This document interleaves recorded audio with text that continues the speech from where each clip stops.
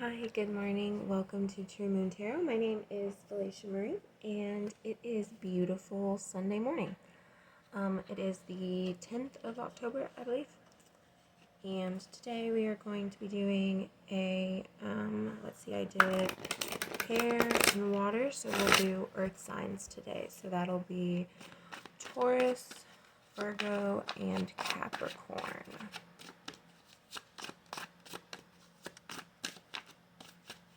I hope everybody has had a wonderful week, and I hope the beginning of this week is just as magical, just as eye-opening, and really self-realization is more of what I'm thinking.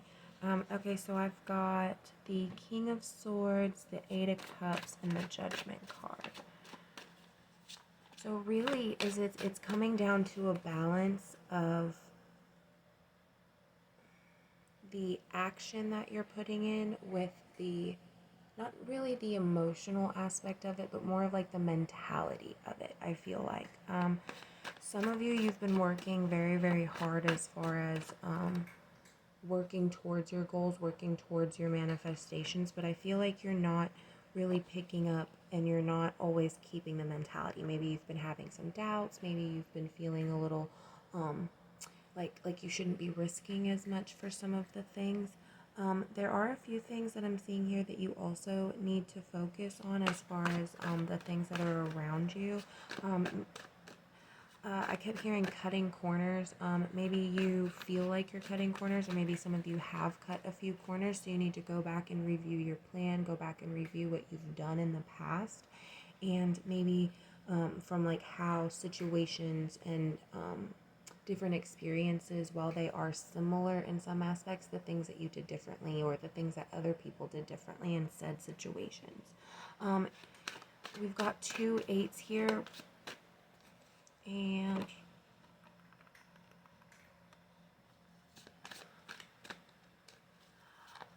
I feel like this is also sort of a message. We've got the 9 of Wands and the Temperance card. I feel like this is more of a message to say, listen,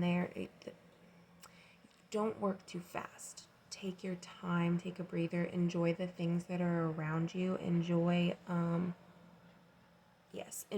what you have right now, right? Don't think too much about the future outcome of it. Also take into account what's happening right now. Like, live in your present, right? For the longest time, all I kept hearing as far as like law of attraction and stuff like that was to envision what you wanted your future to be like, right? Like, just think about what you want your future to be like. But that keeps you moving towards a goal, right? And then I remember a video a few months ago that I watched by Aaron Doherty, or Dowdy, however you say his last name. He was talking about how you need to actually envision what you want in your present. Live like it's happening now. Live like how you envision yourself living, right? Because that's instilling the mindset in you. It kind of tricks your brain almost into saying, okay, I have the things that I need. I'm living this way. Things can work out, right? And you're able to release maybe some of the fears or some of the doubts or some of the insecurities that you had. And then we have the 10 of Pentacles, which speaks to abundance as far as material things go, like your job, your relationships, your clothes, maybe just like feeling good about yourself. I feel like it's more of an abundance in you seeing that things are working out, right? That things are following your quote unquote plan. I'm also going to pull, I'll probably do 3 oracle cards. This is the Halloween deck by Stacy DeMarco. I purchased it about a week ago now. And I absolutely love it. One, the artwork is beautiful, and I love what she writes down in her, like what she writes down. So we've got scrying, or your intuition. That one speaks to, again, envisioning what it is. Follow your gut, follow your, I keep like follow your signs, not really like, don't think it, and it's not going to be like your normal signs, right? It's not going to be something that you're used to seeing and that you really know. This is going to fall into some categories where it's like maybe you don't know what, I don't know, like what posies mean. I don't know what posies mean. Um, like what that flower in and of itself symbolizes. That would, and let's say you just start seeing a lot of those, or something that looks like that, right? Or like a poppy. Um, Look that up, figure out what it means. Think about when to where you were experiencing it, when you were seeing it, when that sign occurred, what happened before, what happened after, how you emotionally felt in that time. That's going to be something that will help you, one, learn about these things, learn about yourself, but also learn how your guides try to talk to you, right? Learn how they're trying to get your attention, how they're trying to basically just communicate and deliver their message with you.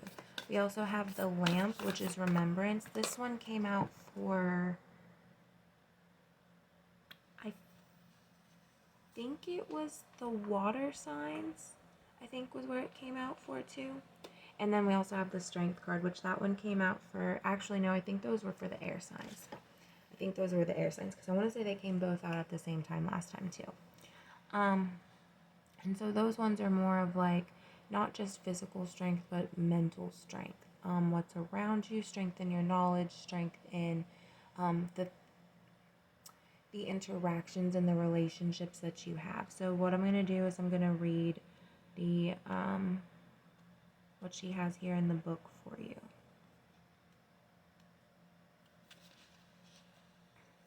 Okay, so scrying, intuition. Soften your eyes, begin the trance.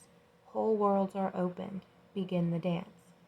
Scrying is the divination technique of seeing unconscious images or images from the divine or spiritual or supernatural upon or within a surface. People scrying into a crystal ball, a black mirror, water, even the surface of ice.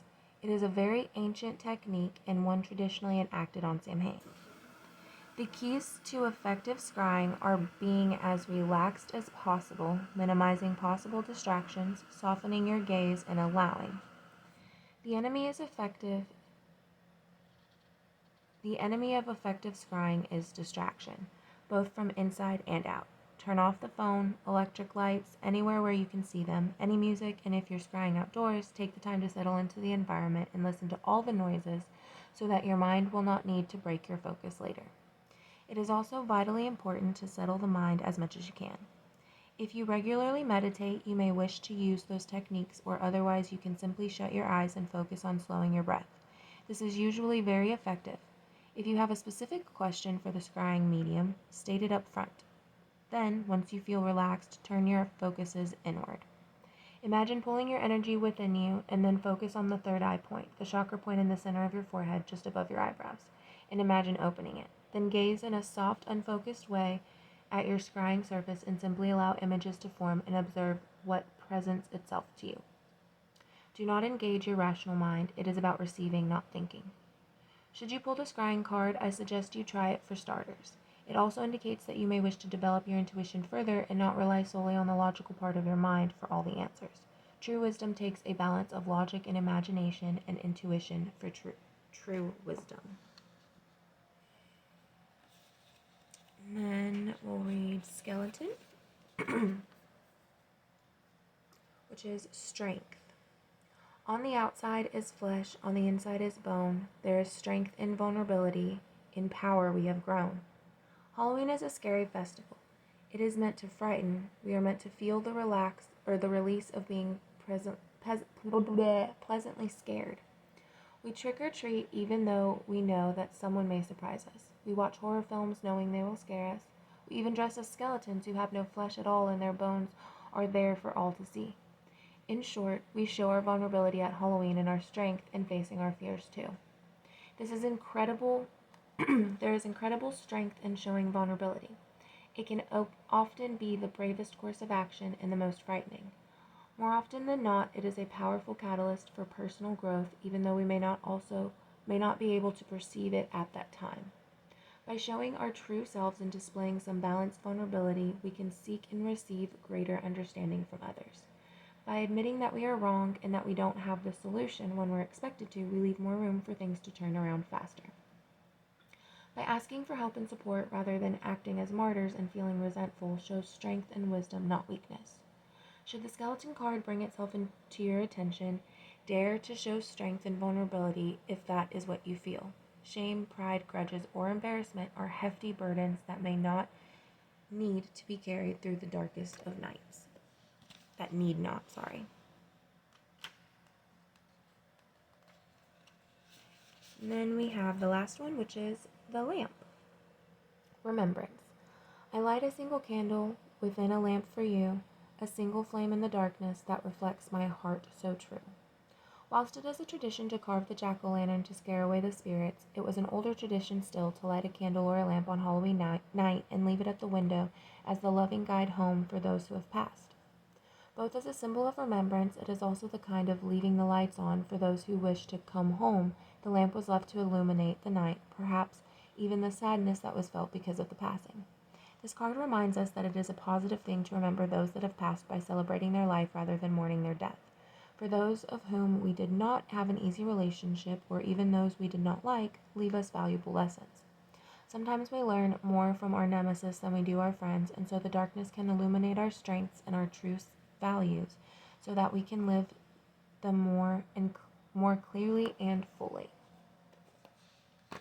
So really, guys, this is all about finding the balance between your action and the things that you want in life and what you're doing.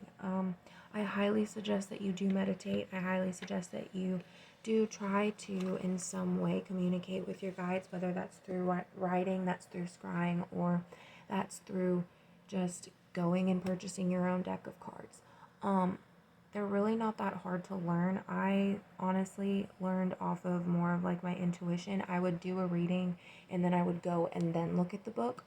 I also go based off of what is visually on the cards. So, like for instance, this is the Two of Cups.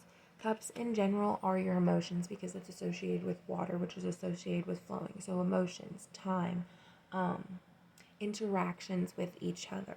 And then you have the fact that it's a 2, which in and of itself is the number for duality. It's the number for a union. You know, there's two people, two souls, I would say twin flame, but not everybody. I don't believe that your twin flame is necessarily like the person you're supposed to be with. But, and then also specifically with this particular deck, there is a heart in the middle. So this is like the coming of this is like a union, coming into a union, or the balance between two people in a union, right? And then specifically this flower in and of itself is important as far as like what it means. I don't remember what it means, so I would have to look that one up, but just, go off your intuition, go off of the illustrations of the cards, read the descriptions of the cards. Sometimes I like to go through and just look at the cards for a minute. Like I'll just sit there and just look at the cards, and then I'll go and then I'll look at the next one, and I usually do that like while I'm cleansing them. So yeah, that's it. I hope you all have a wonderful week ahead of you. I hope this resonated with any of my earth signs. If it did, please leave me a message. I would love to interact with you guys. If you would like more videos like this, let me know. If you would like more in-depth individual readings, let me know. Anyways, have a great weekend. I love you all. Bye.